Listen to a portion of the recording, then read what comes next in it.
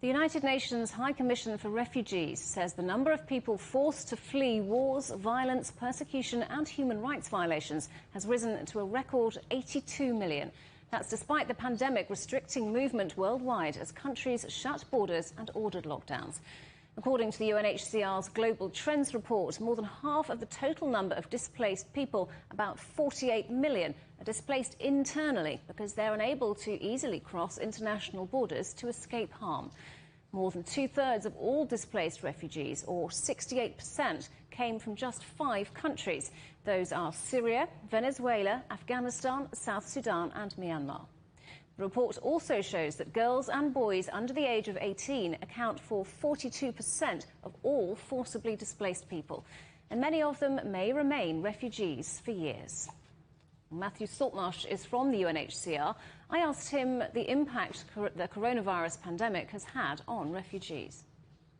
It's been another bleak year for people who have been forced to flee through no fault of their own. The numbers are up again. The total population that is now displaced, that's internal and across borders, is the equivalent of the size of the population of Germany. And that number's been rising for 9 straight years now. The reasons, of course, are many, but topmost, of course, is conflict. We're looking at long-standing conflicts like Afghanistan, Syria, Somalia, but also more recent conflicts, for example, in the Sahel, in Africa, and places like Ethiopia as well, and northern Mozambique. And then, of course, you've got climate, which intersects with all of that. And in many cases, in a number of countries, this has caused significant internal displacement as well. But you mentioned COVID. I mean, COVID has been a factor in closing many borders and in stopping movement. So it hasn't actually added to the level of displacement. But COVID has, of course, been had a very detrimental impact on refugees. The socio-economic impact has been really marked. We've seen that across the world in a number of displacement situations. When you look at the makeup of global refugees, over 3/5 come from just 5 countries. What are the main issues they're escaping from?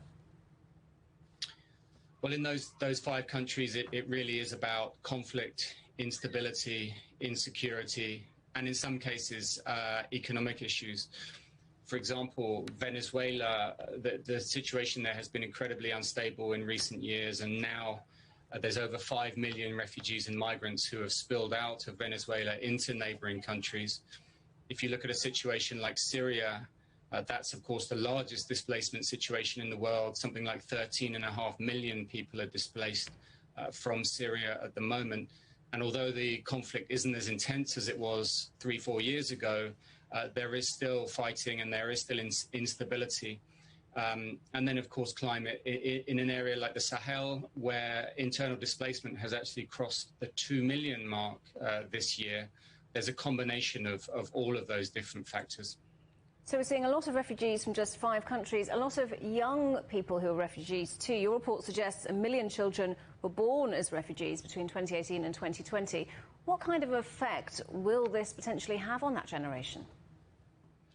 Well, absolutely devastating. I mean, close to half of the global displaced are children. It varies, but this last year it was about 42%.